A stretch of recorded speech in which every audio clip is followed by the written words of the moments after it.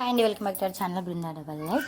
చేపల పులుసు చాలామంది చాలా రకాలు చేస్తూ ఉంటారు కదా. నేనైతే ఇంకొక వెరైటీగా చేపల పులుసు అనేది తినేటప్పుడు అయితే జారిపోకుండా ఎలా చేయాలి అనేది చూపిస్తాను. చాలా టేస్టీగా ఉంటుంది. ఇలానైతే ఆనియన్స్ అయితే ఫస్ట్ పేస్ట్ చేసి పక్కన పెట్టేసుకోండి. ఒక బాండీలో ఆయిల్ వేసేసుకొని మెంతులు జీలకర్ర వేసుకొని అలానే పసుపు అలానే కొంచెం అల్లం వెల్లుల్లి పేస్ట్ వేసుకొని ముందుగా మనం గ్రైండ్ చేసి పెట్టుకున్నటువంటి ఆనియన్ పేస్ట్ ఉంది కదా, ఆనియన్ పేస్ట్ కూడా వేసుకొని ఆనియన్స్ పేస్ట్ అనేది నూనెలో మంచిగా వేయేంత వరకు ఉంచుకోండి. ఆయిల్ అయితే పైకి వచ్చేంత వరకు ఉంచుకొని ముందుగానైతే చేపలకైతే ఉప్పు కారం పసుపు అలానే మసాలా కలిపి పక్కన పెట్టేసుకోండి ముక్కలకి. ముందుగానైతే మనమైతే చేపల ముక్కలకైతే మసాలా కలిపి పెట్టుకోవాలి. మసాలా తెలుసు కదా అండి, మెంతులు జీలకర్ర మసాలా అయితే కలిపి పెట్టేసుకోవాలి. అలానే ఇక్కడ పక్కన అయితే ఫిష్ ఫ్రై కూడా చేసేస్తున్నాం. ఫిష్ ఫ్రై అయితే చాలా సింపుల్, ఆల్రెడీ మన ఛానల్లో ఉంది, వెళ్ళి ఒకసారి చెక్అవుట్ చేసుకోండి. ఫిష్ ఫ్రై అయితే ఉంది ఇక్కడ. ఫిష్ ఫ్రైకి అలానే చేపల పులుసుకి రెండింటికి మసాలా సేమ్. మేము ఇంకా నేనైతే సపరేట్ చెప్పట్లేదు.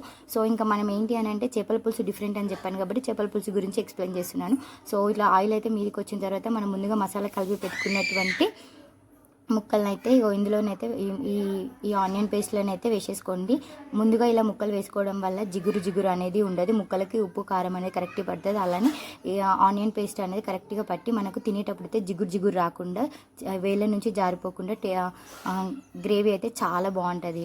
ఇలానైతే వేసిన తర్వాత ఒక 2 minutes వదిలేయండి. కారం ఇట్లా మంచిగా ఆయిల్లోనే వేగిన తర్వాత ముందుగా మనము నానబెట్టుకున్నటువంటి చింతపండు ఉంది కదా, మనకి ఎంత చింతపండు కావాలో అంత చింతపండు అయితే తీసి పక్కన పెట్టుకొని ఆ చింతపండు అయితే ఇప్పుడు ముక్కలలో వేయండి. ముందు పులుసు వేసిన తర్వాత ముక్కలు వేయకుండా ఇలా ముక్కలు వేసిన తర్వాత పులుసు వేసుకొని చేస్తే టేస్ట్ చాలా బాగుంటుంది. ఇది మా పిన్ని స్టైలు, మా పిన్ని చాలా బాగా చేస్తుంది. అందుకే మీకు ఒకసారి వీడియో చూపిద్దామని నేనైతే ఈ వీడియో చేసి చూపిస్తున్నాను. ఇలా ముక్కలు వేసుకున్న తర్వాత ఒకసారి మంచిగా కలుపుకొని ముక్కలు అనేటివి మొత్తం లోపలికి మునిగిపోయి గ్రేవీ అనేది పైకి, మీకు ఎంత గ్రేవీ కావాలంటే అంత గ్రేవీ పెట్టుకోండి. అంత గ్రేవీ పెట్టుకున్న తర్వాత మూత పెట్టి ఒక 20 minutes వరకు అయితే వదిలేయాలి. మధ్యలో అయితే అసలు తీసి అయితే కలపకూడదు. ఒకవేళ మీరు కలపాలి కింద మాడిపోతుంది అనుకుంటే మీరు ఒక బట్టతోటి ఆ బగోనీని కదిలేయండి, కానీ చెంచా పెట్టి అయితే అసలు కలపకండి. ఇలానైతే మంచిగా మొత్తం కలిపిన తర్వాత ఇలా అయిన తర్వాత ఒక 20 minutes వరకు అయితే ఇలా వదిలేస్తే 20 minutes తర్వాత మనమైతే మూత తీసి చూస్తే ఇలానైతే పైకి అయితే ఆయిల్ అయితే వచ్చేస్తుంది. ఆయిల్ పైకి వచ్చేసిందంటే ఇంకా మన చేపల పులుసు అనేది రెడీ అయిపోయిందని అర్థము.